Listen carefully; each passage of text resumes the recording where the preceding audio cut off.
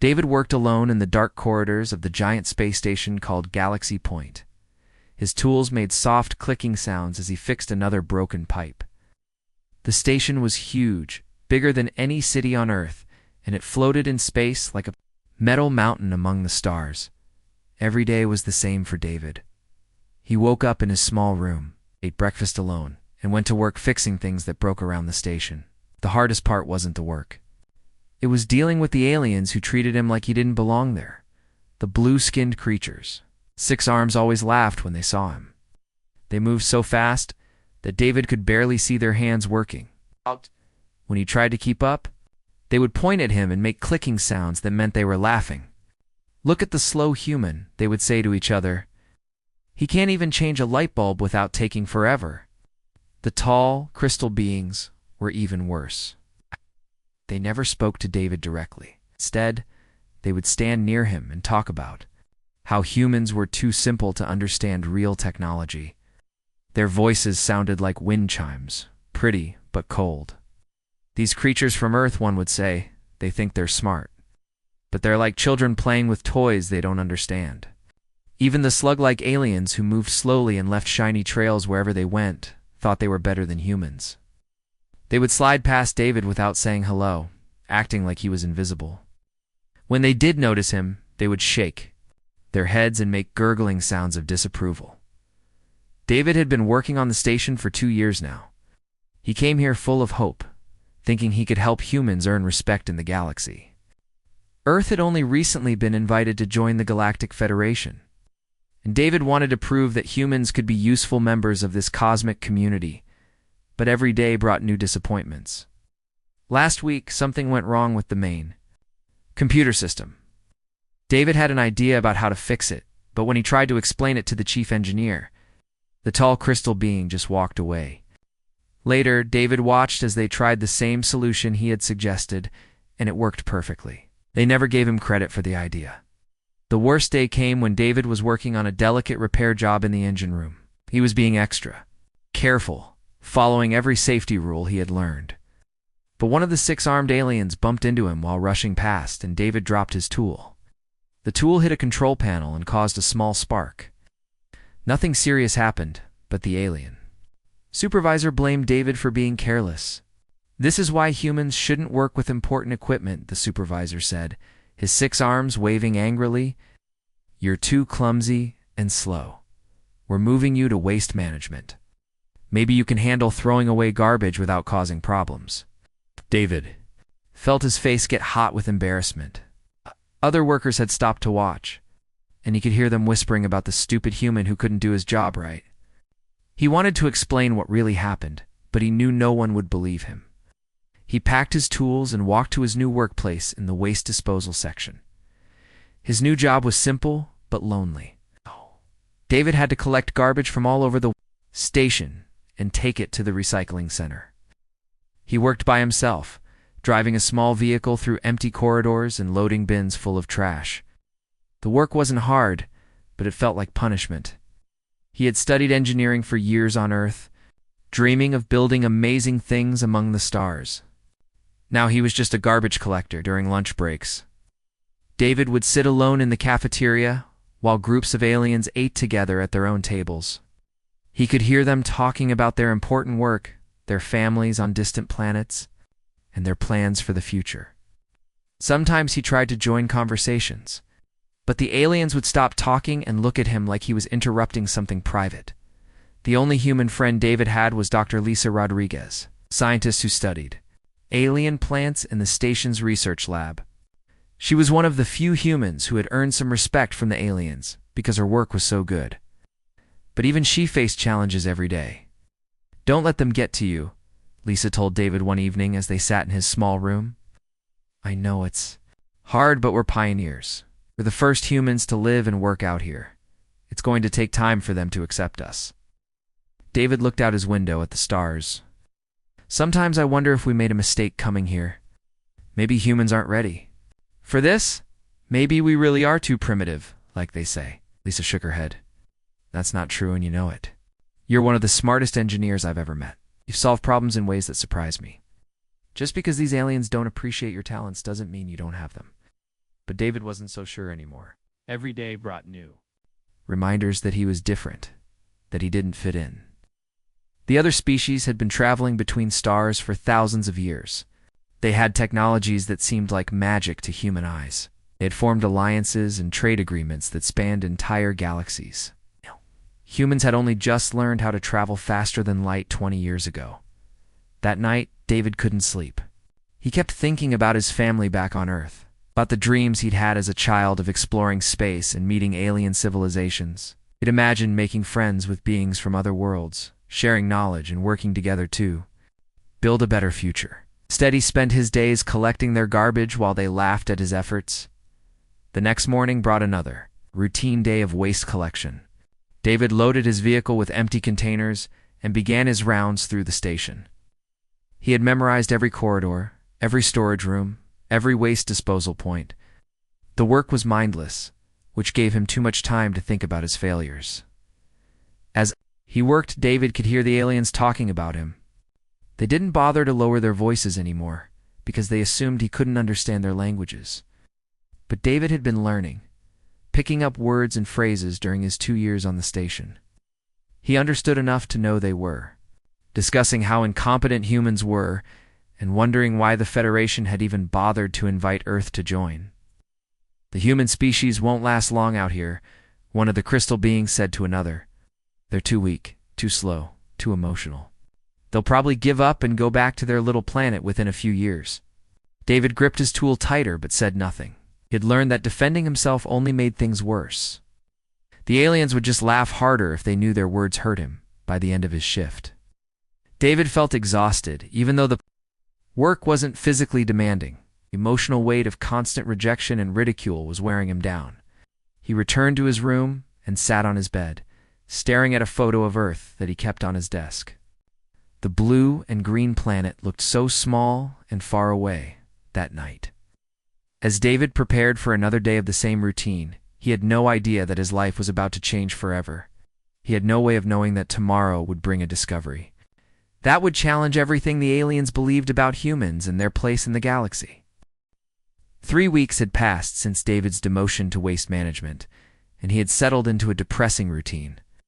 Every morning, he would wake up before the artificial sunrise on the station, eat his breakfast alone, and head out to collect garbage. From the endless corridors of Galaxy Point, on this particular day, David was working in the outer rim of the station, a section that most aliens avoided because it was far from the main living areas. The corridors here were darker and quieter, with only the hum of life support systems breaking the silence. David actually preferred working in this area because he didn't have to deal with the stares and whispers of the alien crew members. He was emptying a waste container near the observation deck when something caught his attention. His handheld scanner, which he used to check for hazardous materials in the garbage, started beeping in an unusual pattern. David frowned and looked at the small screen. Instead of the normal readings, he saw energy signatures that made no sense. "Weird," David muttered to himself, tapping the scanner to make sure it wasn't broken. The readings were still there, showing some kind of energy source coming from outside the station. David had never seen anything like it before. He walked over to the large window that looked out into space. The view was breathtaking, as always. Thousands of stars twinkled in the darkness, and in the distance, he could see the colorful gases of a nearby nebula. But his scanner was definitely picking up something unusual in that direction. David knew he should probably report this to his supervisor, but he also knew what would happen. The alien in charge of waste management would either ignore him completely or take credit for the discovery. David had learned not to expect fair treatment from anyone on the station. Instead, he decided to investigate on his own. During his lunch break, David went to the station's computer terminal and looked up the energy readings. The computer couldn't identify the source, which was strange. The Galaxy Point database contained information about every known type of energy signature in the galaxy. "Computer, can you scan the area where these readings are coming from?" David asked. The computer's mechanical voice responded, "Scanning Sector 7G, analysis complete. No objects detected in specified area." David looked at his scanner again. The energy readings were definitely coming from that sector. Either his Scanner was broken, or there was something out there that the station's more powerful sensors couldn't detect. Given his recent luck, David assumed his equipment was faulty, but something nagged at him. David had always been good with technology, even as a child on Earth. He had a feeling for when machines were working properly and when they weren't. His scanner felt fine. The readings seemed real that evening. David couldn't stop thinking about the mysterious energy signature. He lay in his bed, staring at the ceiling and wondering what could be out there. Eventually, he made a decision that would change his life forever. David got up and put on his work uniform. He grabbed his scanner and headed for the maintenance bay, where the small work pods were stored. These pods were used for external repairs on the station's hull, and as a former engineer, David was authorized to use them. The maintenance bay was empty at this hour. David climbed into one of the smaller pods and began the startup sequence.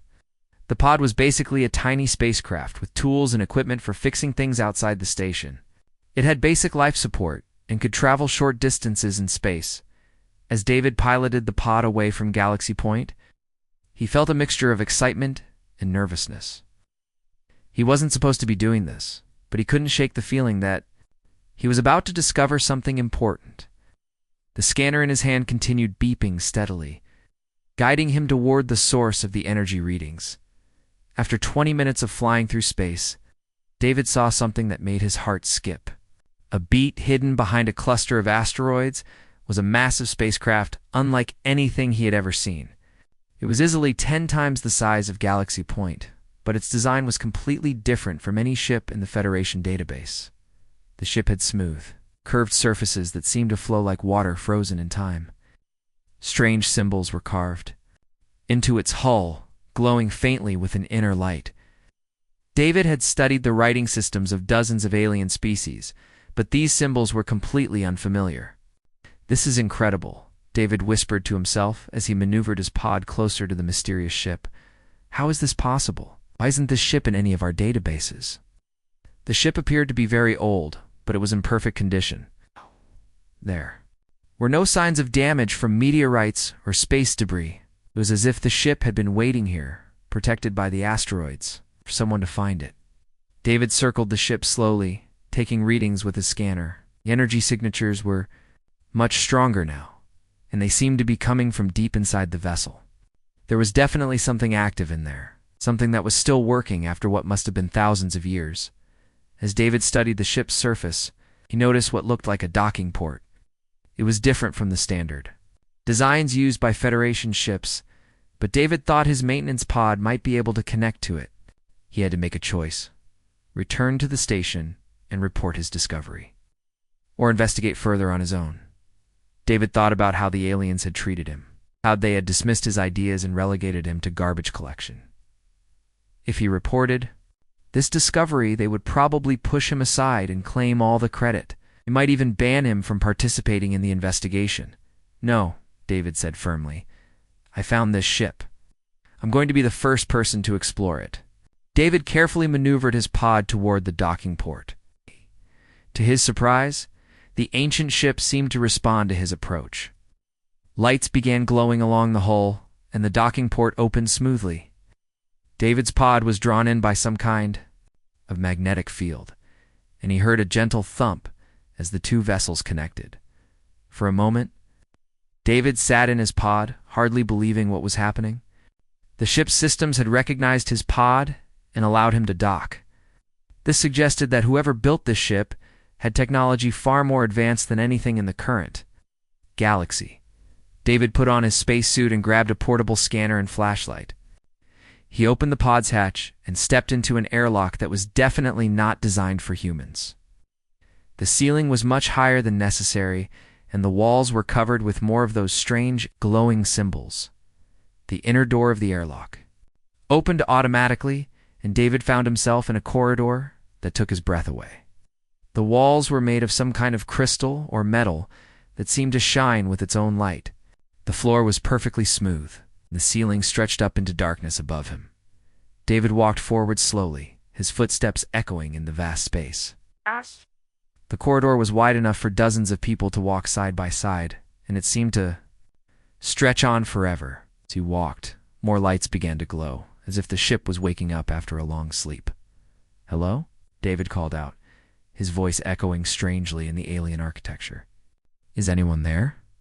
There was no response, but David had the strange feeling that he was being watched.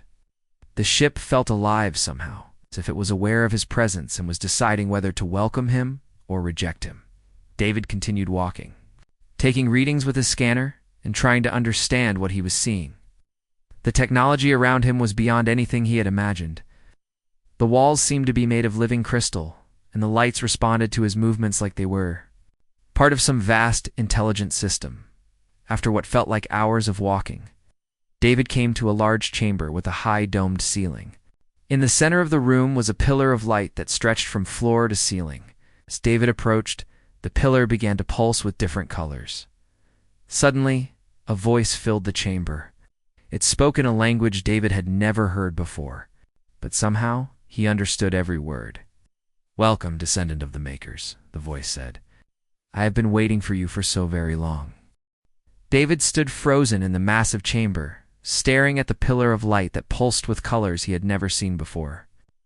The voice that had spoken to him seemed to come from everywhere at once, filling the air around him with a warmth that made him feel strangely comfortable. "Who are you?" David asked, his voice barely above a whisper.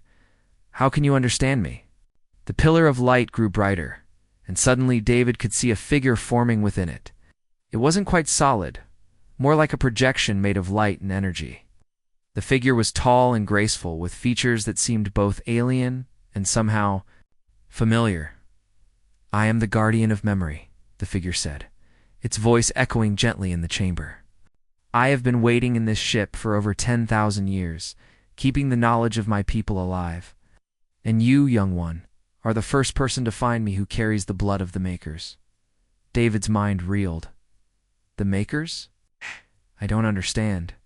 I'm just a human from Earth. I work in waste management."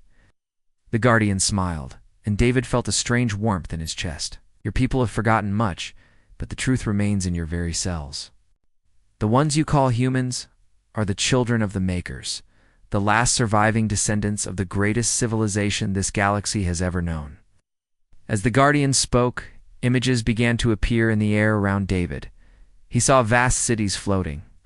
Among the stars, ships that could travel between galaxies in the blink of an eye, and beings who looked remarkably like humans, but seemed to glow with inner light.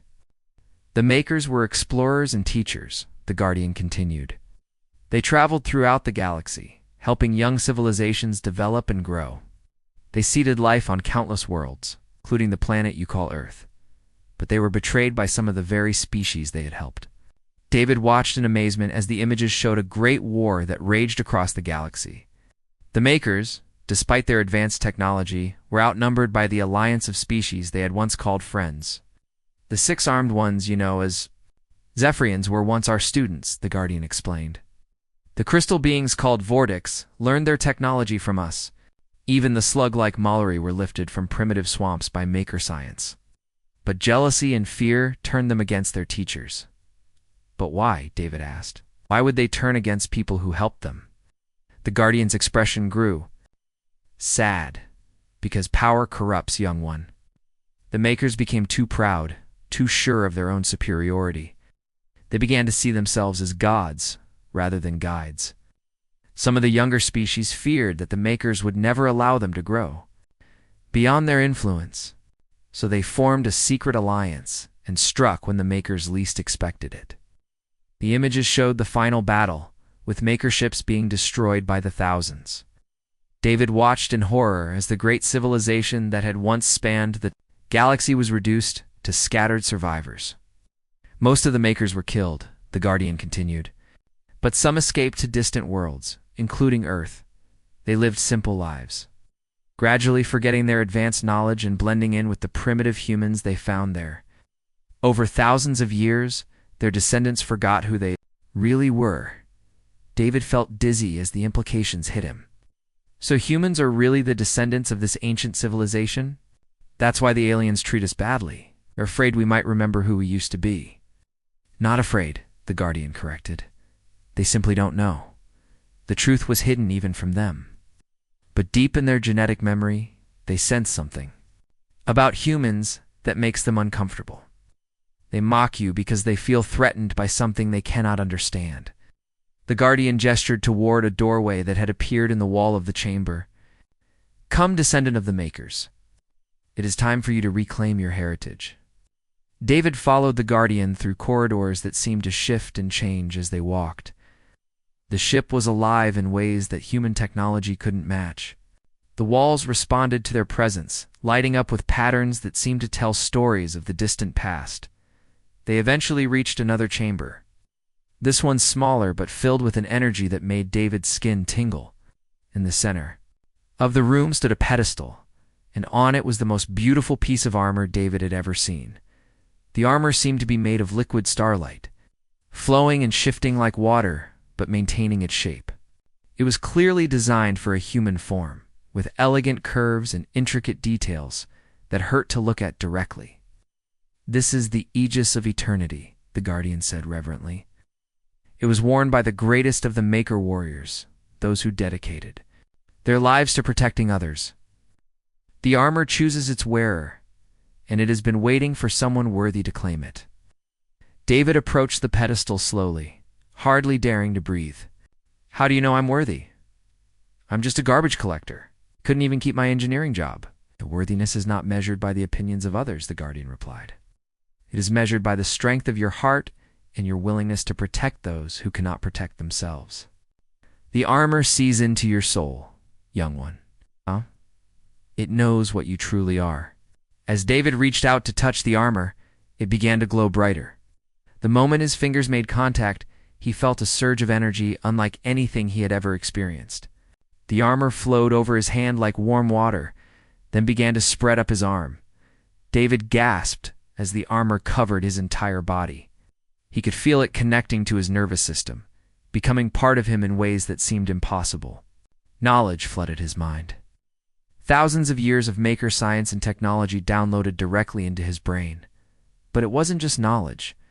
David could feel the memories of every person who had worn the armor before him. He experienced their courage, their struggles, their triumphs and failures. He felt the weight of responsibility that came with such power. The armor will enhance your natural abilities, the Guardian explained as David adjusted to the incredible sensations. Your strength, speed, and intelligence will be increased beyond human limits. But more importantly, it will awaken the dormant maker genes in your DNA. David looked down at his hands, which were now covered in the flowing, star-bright armor. He could feel power coursing through him, but also something else. A sense of purpose that he had never experienced before. But power without wisdom is dangerous, the Guardian continued.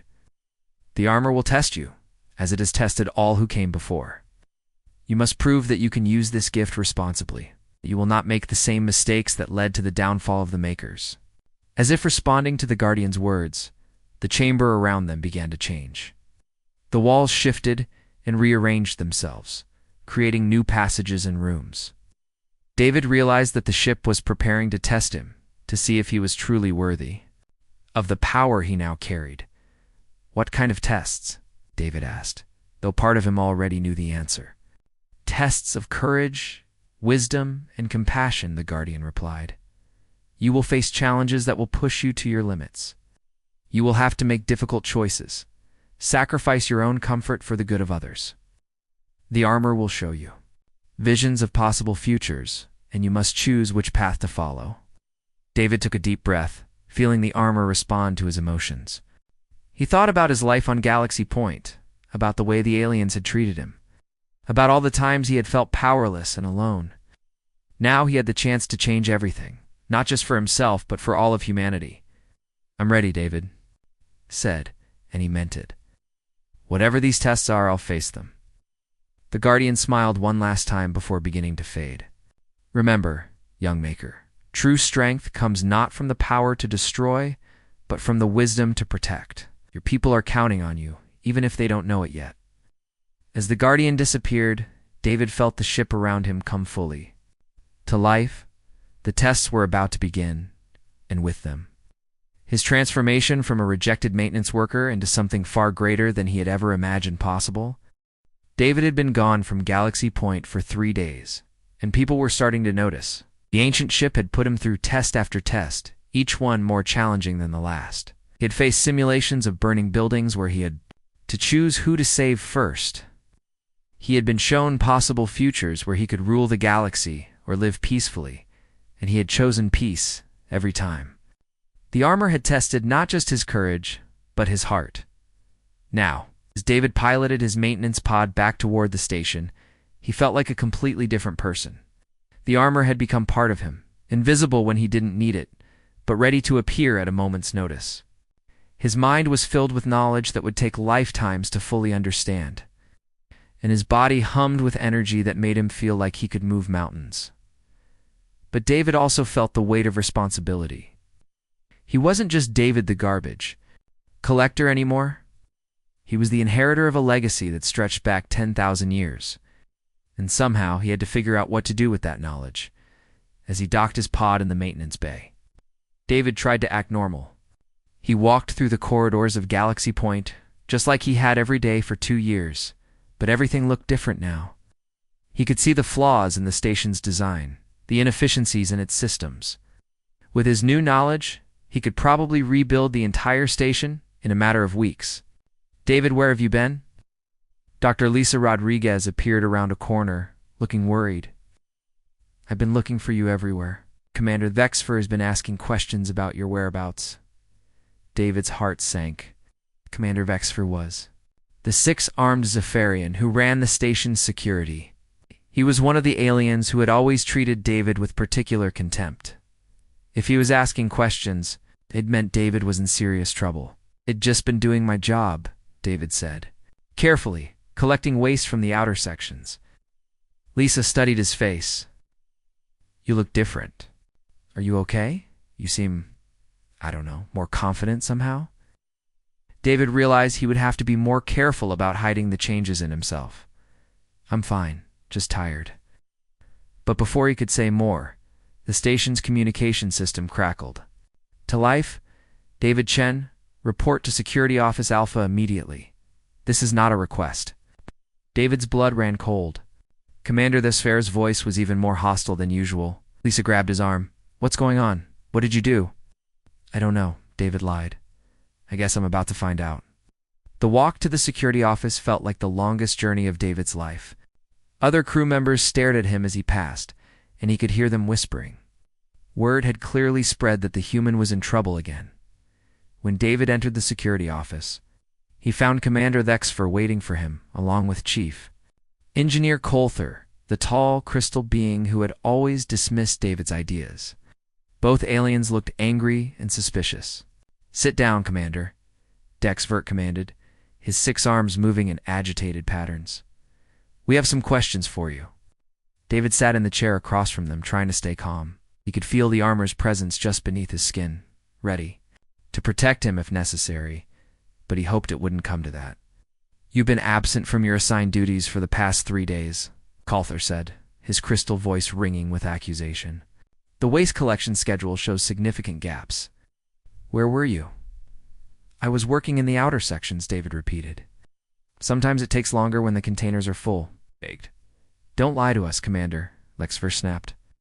"We checked. The security footage, your maintenance pod was missing from the bay for extended periods. You left the station without authorization." David's mind raced. He had been so focused on the discovery that he hadn't thought about covering his tracks. "I was checking for debris around the station. I thought I saw something that might damage the hull." Debris. Coulthor's crystal form flickered with disbelief. "Our sensors would have detected any dangerous debris." "You're lying." Commander Thexfer leaned forward, his 6 arms spread wide in a threatening gesture. "We've been monitoring unusual energy readings in the area where you were spotted." "What did you find out there?" David felt his heart racing. They knew something was wrong, but they didn't know what. He had to make a choice. Tell them the truth, or try to keep the secret longer. "I found nothing," David said quietly. "Just empty space." "Liar."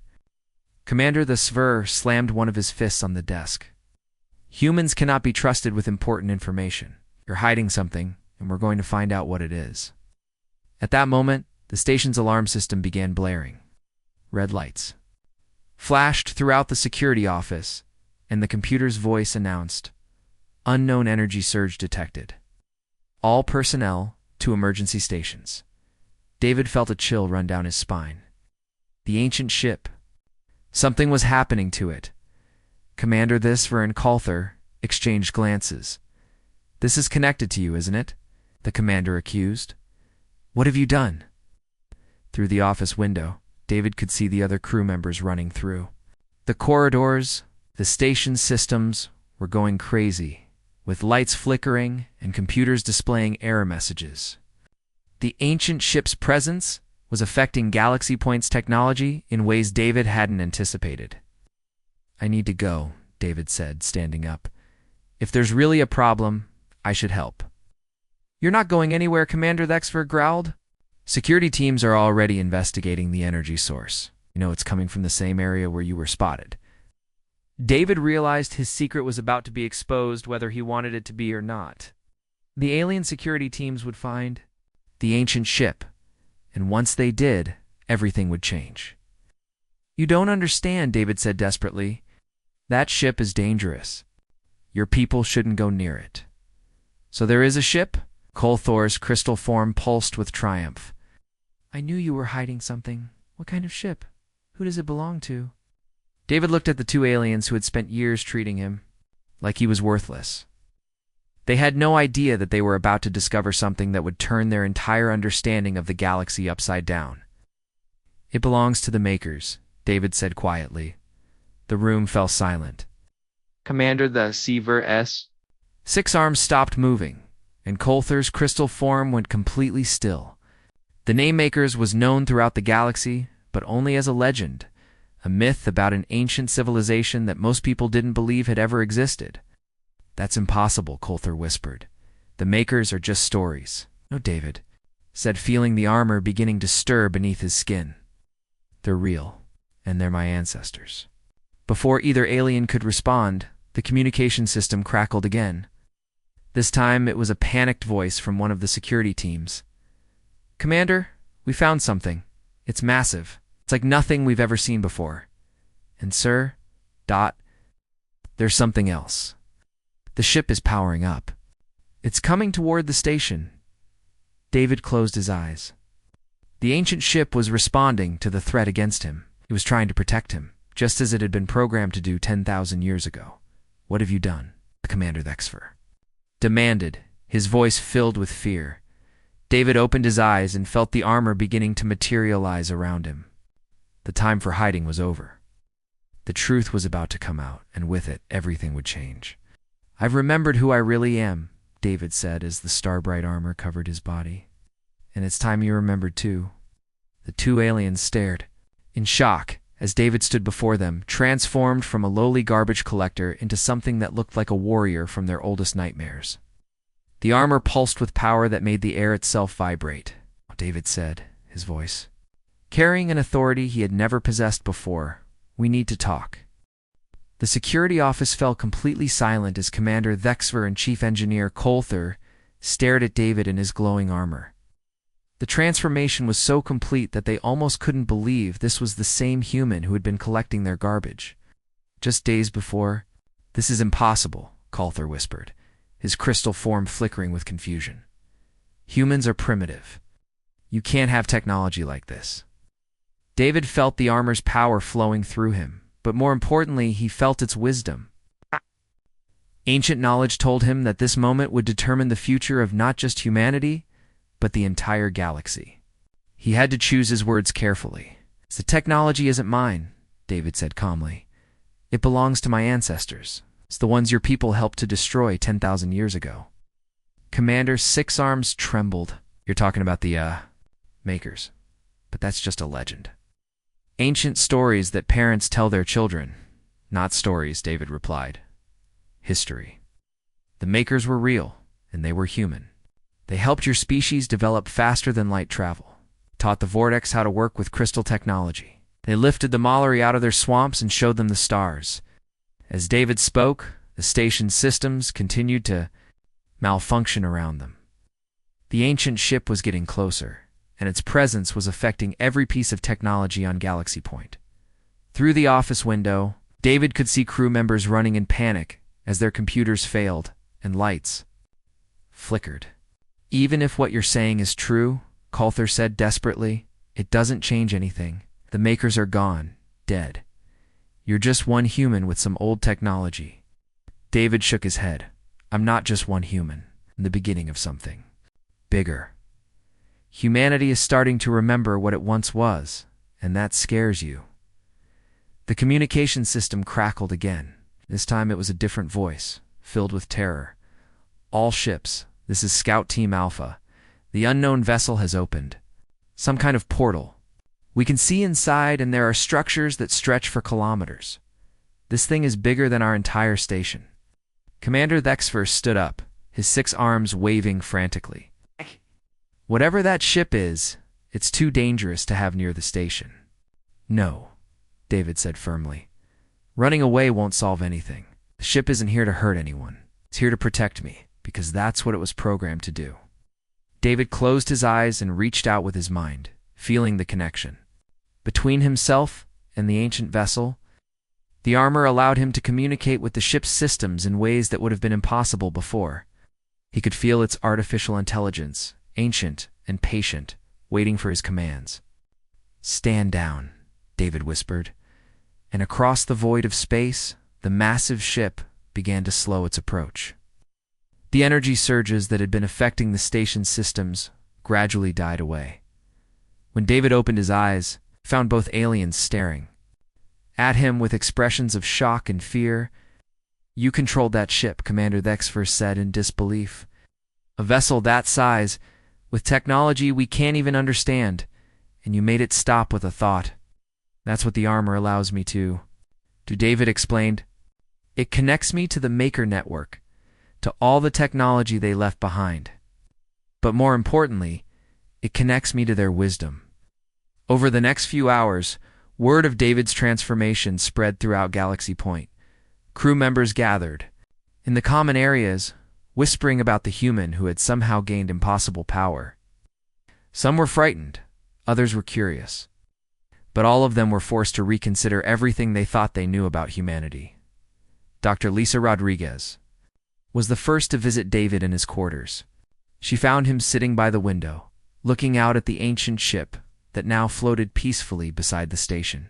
"Oh, yeah," she asked, sitting down beside him. David considered the question. "Different, like I'm carrying the weight of 10,000 years of history, but also hopeful. For the first time since I came to this station, I feel like I have a purpose." "What are you going to do with this power?" Lisa asked. "You could demand that the aliens treat humans better. You could make them pay for the way they've treated us." David shook his head. "That's not what the armor is for. The makers fell because they became too proud, too focused on their own superiority. I won't make the same mistake." Instead of seeking revenge, David chose a different path. He met with the station's leaders and proposed something unprecedented: a partnership between humans and the other species based on mutual respect and shared knowledge. "I'm not asking you to bow down to me," David told the assembled alien commanders. "I'm asking you to work with me. The Maker technology can benefit everyone, but only if we use it wisely." The negotiations weren't easy, and many of the alien species were suspicious of David's motives, and some were openly hostile. But as days turned into weeks, David's patient approach began to pay off. He shared selective knowledge from the Maker archives, helping the station's engineers solve problems they had struggled with for years. He used the armor's abilities to prevent accidents and protect crew members who were in danger. Most importantly, he treated everyone with the same respect, regardless of their species. Slowly, the atmosphere on Galaxy Point began to change. The aliens who had once mocked David now watched him with cautious respect. They began to see humans not as primitive newcomers, but as the inheritors of a great legacy. David worked closely with Dr. Rodriguez and other human scientists to establish the Maker Research Institute, a new organization dedicated to studying the ancient technology and using it for the benefit of all species. The Institute's first rule was simple: all knowledge would be shared freely. With no species claiming ownership over the discoveries, the ancient ship became a symbol of this new cooperation.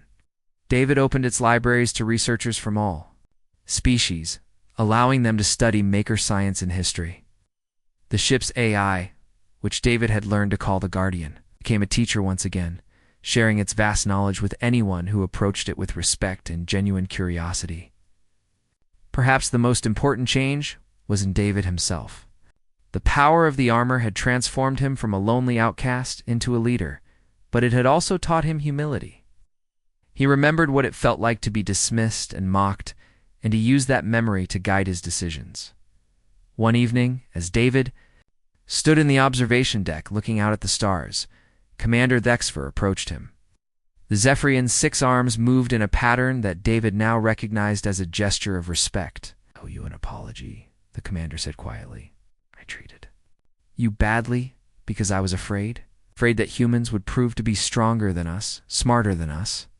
I was wrong." David smiled. "You weren't wrong to be afraid. You were wrong to let fear control your actions." "We're all afraid of something, Commander. The difference is what we do with that fear." Months later, David received a message from Earth. The news of his discovery had reached humanity's home planet, and people were beginning to understand their true heritage. Other humans were coming to Galaxy Point, eager to learn about their ancestors and contribute to the growing partnership between species. But David also received disturbing reports. Not everyone in the galaxy was happy about humanity's newfound status. Some alien factions were planning to attack human settlements, hoping to prevent the return of the Makers. David knew that greater challenges lay ahead as he prepared for the struggles to come. David reflected on his journey from garbage collector to guardian. He had learned that true strength didn't come from the power to dominate others, but from the wisdom to protect and guide them. The armor had given him incredible abilities, but it had also taught him that the greatest power was the ability to bring people together. Standing on the bridge of the ancient ship, surrounded by crew members from dozens of different species, working together toward a common goal, David felt truly proud for the first time in his life. He was no longer just David the outcast. He was David the bridge builder, the guardian of an ancient legacy, and the protector of a brighter future. For all the children of the galaxy,